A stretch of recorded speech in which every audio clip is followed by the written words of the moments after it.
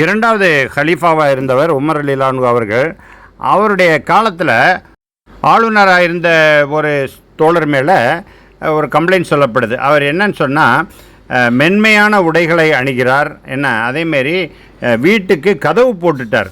அதுக்கு முன்னாடி வாசலில் வெறும் திரை தான் தொங்கும். யார் வேணாலும் அவரை எளிமையாக சந்திக்கக்கூடிய நிலைமையில் வச்சுருந்தாங்க.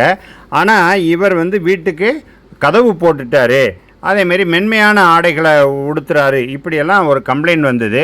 உடனே அவர் கூப்பிட்டு விசாரிக்கிறார். உமர் ரலியல்லாஹு அன்ஹு கூப்பிட்டு விசாரிச்சுட்டு, இந்தமாரி செய்யக்கூடாது, மக்கள் எப்போ வேணாலும் சந்திக்கக்கூடிய அளவுக்கு ஒரு திரை மட்டும்தான் போட்டிருக்கணும், நிரந்தர கதவு வைக்கக்கூடாதுன்னு சொன்னார். அதே போல் அந்த மென்மையான உடை அணிஞ்சாருங்கிறதுக்காக அவருக்கு கடினமான கம்பளி உடையை போர்த்தி ஆடு மேய்க்க போங்க அப்படின்னு சொல்லி அனுப்புனார். ஸோ அப்படியெல்லாம் அந்த காலத்தில் இருந்தாங்க. இப்போல்லாம் முடியுமா அப்படின்னு நினைப்போம். இன்றைய 21ஆம் நூற்றாண்டிலையும் கூட அதே போல் எளிமையாக வாழ்ந்தவர் டாக்டர் சலாகுதீன் அய்யூபி அவர்கள். அவர் உயர்கல்வி பயின்றவர், டாக்டரேட் பட்டம் வாங்கினவர், அதுக்கப்புறம் தமிழ்நாடு அரசுடைய தலைமை காஜியாக இருந்தவர். அப்போ தலைமை காஜினா கிட்டத்தட்ட சீஃப் ஜட்ஜு மாரி. இப்போ நம்ம நாட்டுடைய சீஃப் ஜட்ஜின் மாதிரி முஸ்லீம்களுடைய விவகாரங்களுக்கு தீர்ப்பு கொடுக்கக்கூடிய ஒரு சீஃப் ஜட்ஜு தான் அவர். அதுதான் தலைமை காஜிங்கிறது. அவர் மூலமாக தான் அந்த திருமணத்திற்கான அந்த பதிவு புத்தகம் வெளியிடப்படுகிறது. அதே போல் பிறை பார்த்ததை அதை உறுதிப்படுத்தக்கூடிய அறிவிப்பு செய்யக்கூடியவர், ஒரு ஆதாரபூர்வமான அறிவிப்பை செய்யக்கூடியவர் தலைமை காஜி தான். இவ்வளோ ஒரு பெரிய பதவியில் இருந்தும் கூட அவர் மிக எளிமையான ஒரு வாழ்க்கையை வாழ்ந்தாருங்கிறது அவருடைய ஆளுமையுடைய வெளிப்பாடு.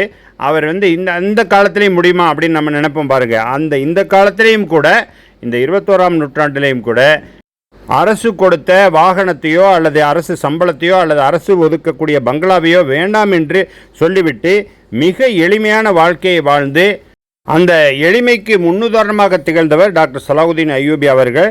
அவங்க சமீபத்தில் மௌத்தாயிட்டாங்க. அவருடைய பாவ மன்னிப்புக்காக நாம் பிரார்த்தனை செய்வோம். அவருக்கு சுவனத்தின் உயர்ந்த பதவிகள் கிடைப்பதற்காக இறைவனிடம் நாம் பிரார்த்திப்போம். எளிமையான வாழ்வு வாழ வேண்டும் என்பதை இஸ்லாம் வலியுறுத்துகிறது. அதற்கு ஒரு படிப்பினையாக இன்றும் கூட நாம் பின்பற்ற முடியும் என்பதற்கு ஒரு படிப்பினையாக, ஒரு பாடமாக, முஸ்லிம்களுக்கு ஒரு மிகச்சிறந்த எடுத்துக்காட்டாக விளங்கிய டாக்டர் சலாகுதீன் அய்யூபி அவர்களுடைய வாழ்க்கையை முன்மாதிரியாக எடுத்துக்கொண்டு நாம் அந்த எளிமையான வாழ்வை வாழ்வோம்.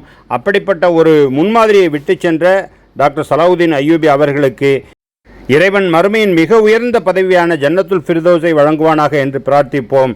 எல்லா புகழும் இறைவன் ஒருவனுக்கே.